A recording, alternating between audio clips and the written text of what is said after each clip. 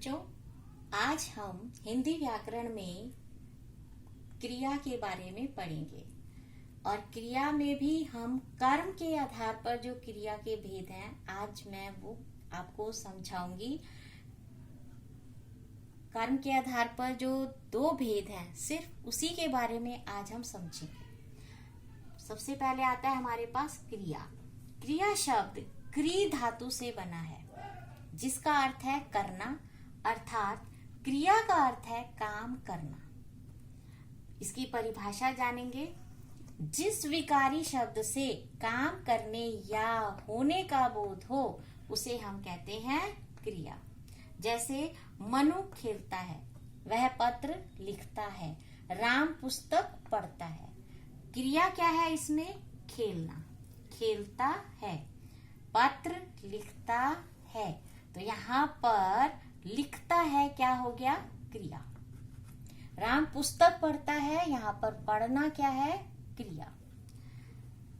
जैसा मैंने आपको पहले बताया, हम कर्म के आधार पर क्रिया के भेद जानेंगे।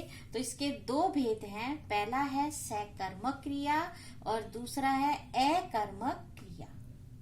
आपको नाम से क्लियर हो रहा होगा यहाँ पर सकर्मक। सकर्मक मतलब कर्म सहित, सकर्म कर्म सहित। अकर्मक का मतलब जिसमें कर्म नहीं होगा। पहला सकर्मक क्रिया, जब क्रिया का प्रभाव कर्म पर पड़े उसे कहते हैं हम सकर्मक क्रिया। जब क्रिया का प्रभाव कर्म पर ना पड़कर स्वयं कर्ता पर पड़े उसे कहते हैं हम अकर्मक क्रिया। इसको मैं आपको कुछ उदाहरण से बिल्कुल क्लियर करूंगी। पहला उदाहरण है हमारे पास, अनामिका चलती है। वाक्य में कर्ता, कर्म और क्रिया होते हैं, आप सभी जानते हैं। इस वाक्य में आप देखेंगे ये चलती है, क्या है यहाँ पर? क्रिया। और अनामिका क्या है? कर्ता। अनामिका कर्ता और चलती है क्रिया। इसको आप ध्यान से समझ लेंगे। यहाँ पर कर्म नहीं है। मैंने आपको बताया सकर्मक का मतलब कर्म होगा, और यहाँ पर क्या है? कर्ता और क्रिया, कर्म नहीं है। तो ये कौन सी क्रिया होगी? अकर्मक क्रिया। कौन सी क्रिया है ये? अकर्मक, जिसमें कर्म नहीं होता। दूसरा मैंने उदाहरण लिखा, चिड़िया उड़ रही है। यहाँ आपको बिल्कुल समझ आ गया होगा, उड़ रही है ये क्या है यहाँ पर? क्रिया।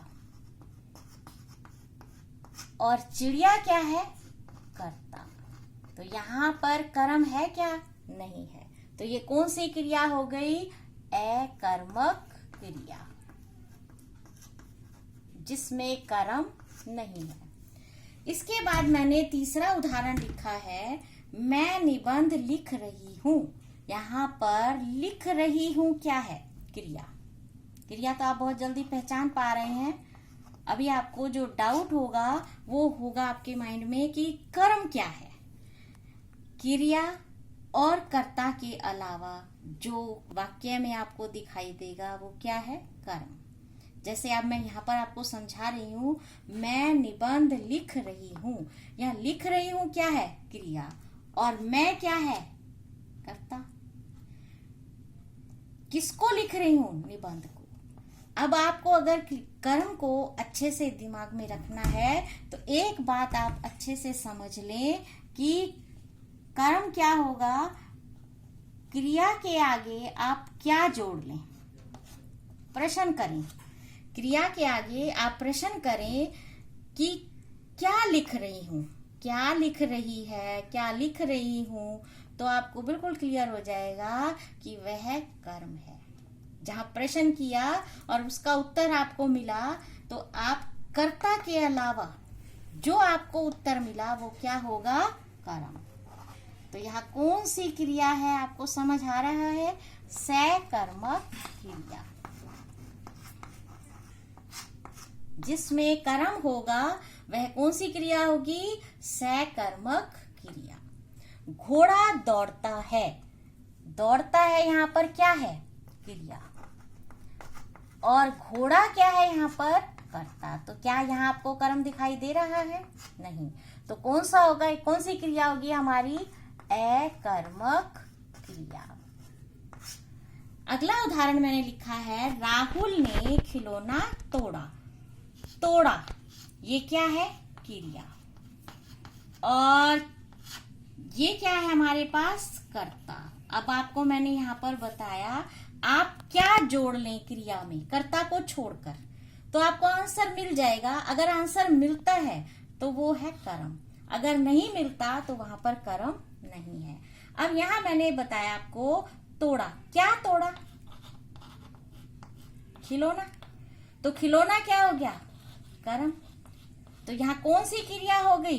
सकर्मक क्रिया। बहुत आसानी से आप समझ पाएंगे और ढूंढ भी लेंगे कि इसमें कर्म है या नहीं। गीता तेज गाती है, तो यहाँ पर आपको तेज गाती है ये क्रिया हो गई और ये कर्ता। तो यहाँ कोई आपको कर्म दिखाई दे रहा है क्या? नहीं। तो यहाँ कौन सी क्रिया होगी? अकर्मक क्रिया। अकर्मक क्रिया। अगला उदाहरण है, वह खेल रहा है। यहाँ पर खेल रहा है क्रिया और वह क्या हो गया यहाँ पर? कर्ता। तो क्या यहाँ हमें कर्म दिखाई दे रहा है? नहीं। तो ये कौन सी क्रिया होगी? अकर्मक क्रिया। लास्ट हमारे पास लिखा हुआ है उदाहरण, राधा पुस्तक पढ़ती है। पढ़ना क्या है यहाँ पर? क्रिया। और राधा क्या है? कर्ता। अब आप प्रश्न कर लो इसके अंदर क्या जोड़ दो क्रिया से आगे। अगर आपको आंसर मिल रहा है तो ये क्या हो गया? कर्म। तो यह कौन सी क्रिया हो गई? सकर्मक क्रिया।